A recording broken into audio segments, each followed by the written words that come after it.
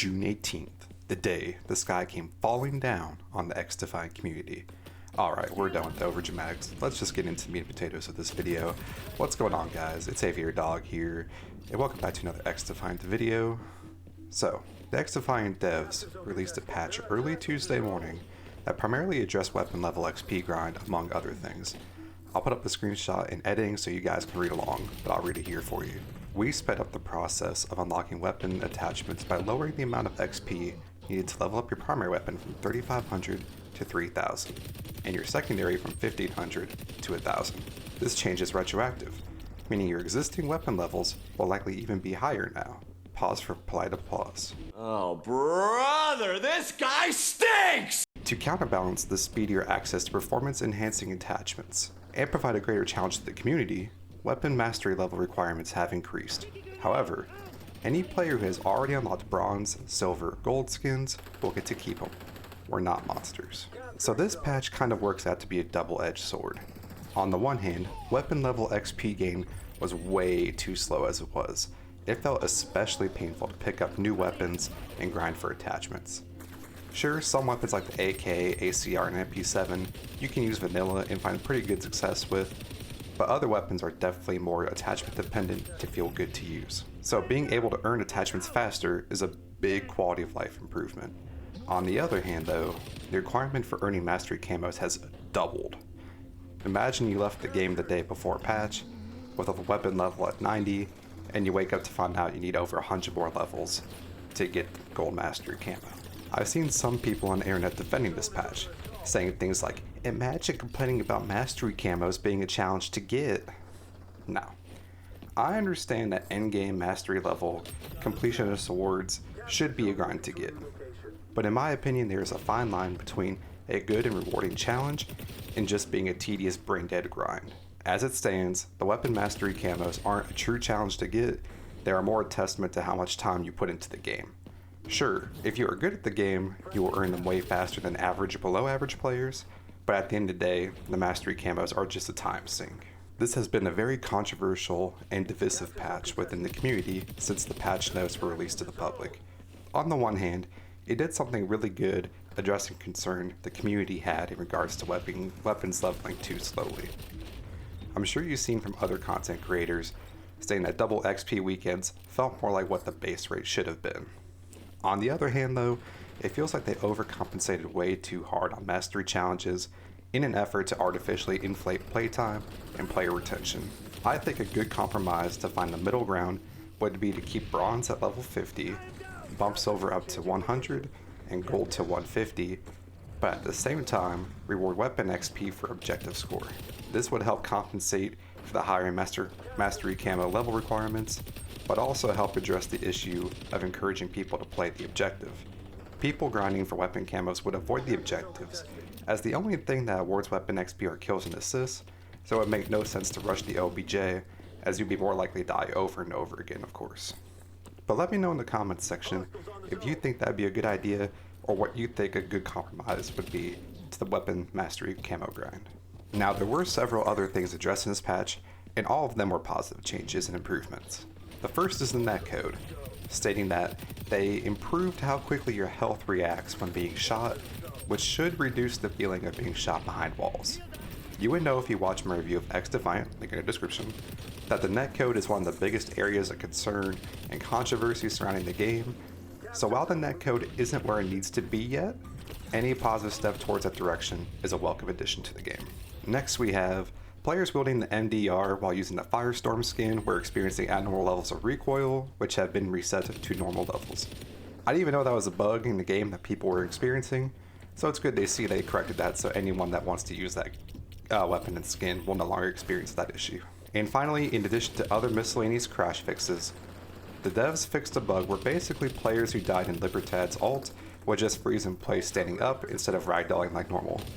Obviously it's a good thing to see bugs like that get fixed, but I will be a little bit sad to see it go because it would always make me laugh to see all the player models freeze in the fat Libertad ult that just popped off. So I will miss it, but I do understand it had to go. Now I just want to take a quick second to give some kudos to the development team. It's really easy to just sit here and criticize people online when we don't agree with the direction that they take the game, but I believe it's just as important, if not more important, to highlight when developers and teams do things quote-unquote the right way. Mark Rubin tweeted this out on June 20th, stating basically that they have heard and are listening to all the feedback we as the community have been giving, and that changes will be coming. Now, what these changes are and when they are coming out are still a mystery, but it just feels good to know that we as a community, that our voices are heard. Sure, we may not always agree with their decisions, and they may not always agree with our feedback, but having genuine, open communication between both parties seems to be becoming more and more rare in gaming nowadays, and it is a breath of fresh air to see this development team truly does seem to care and want what is best for this game. I doubt that Mark Rubin and the other developers will ever see or listen to this video, but never change. If no one else does, I do appreciate y'all. So that's the gist of the patch. Let me know your thoughts on it in the comments section below. Do you like it? Hate it? What changes would you like to see be added to the game? If you enjoyed the video, be sure to leave a like, share the video, and subscribe.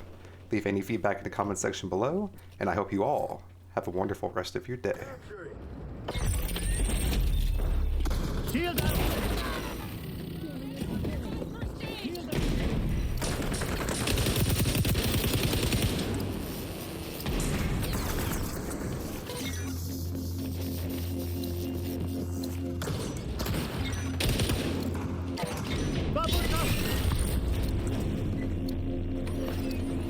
Captain, no contested.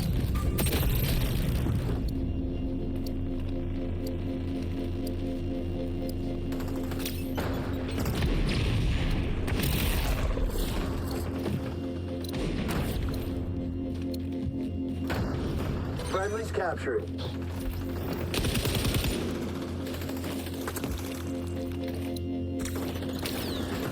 Capture zone changing location. Get there.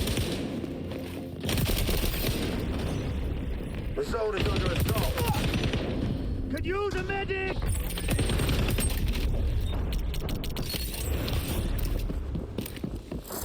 Barrier deployed.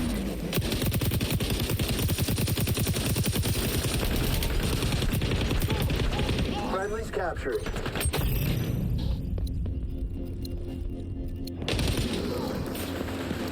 Vengeance. Good for our rep. Capture zone contested. Hostiles on the zone.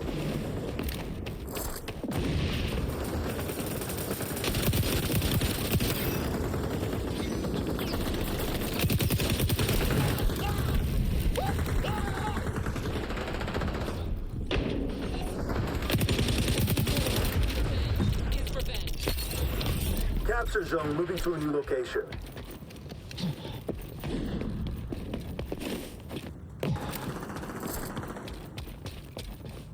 Friendly captured.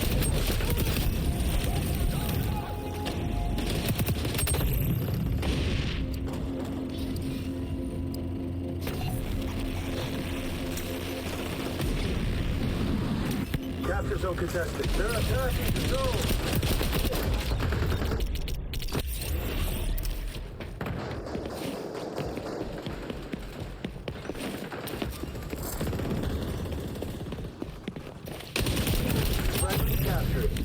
Barrier up!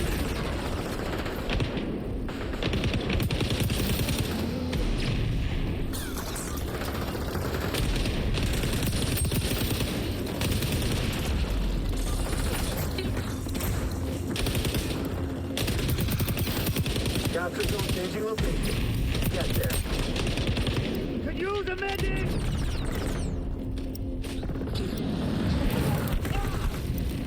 Hostiles on the zone. Capture zone contested. Capturing zone.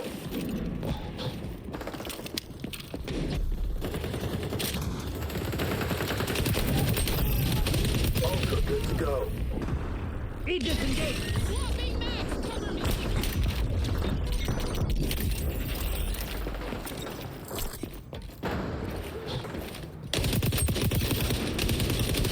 EMP out!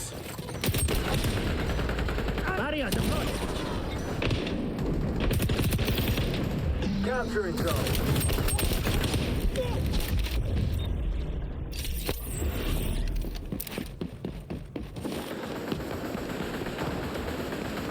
Hostiles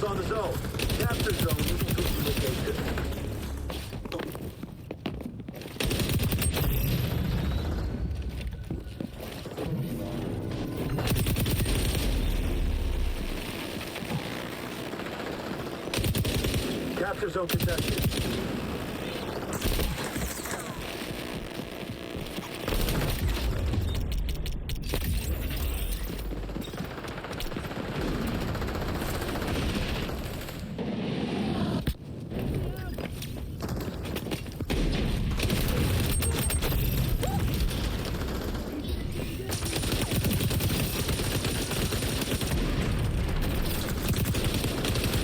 Shield out. Capturing zone. The zone is under assault. You secure and keep the capture zone.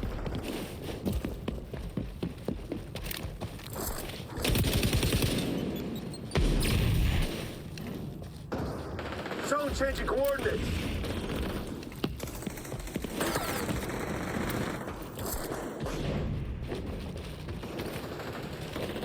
Active camo.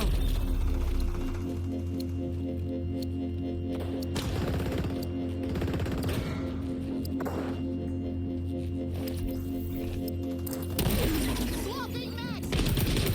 Capture zone contested.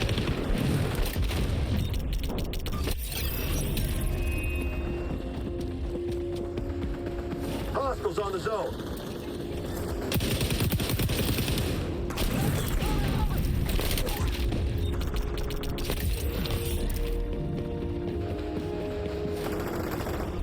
Can't wait to see how the desk jockeys spin this one. Great. Now everyone will want to join Shadow Team.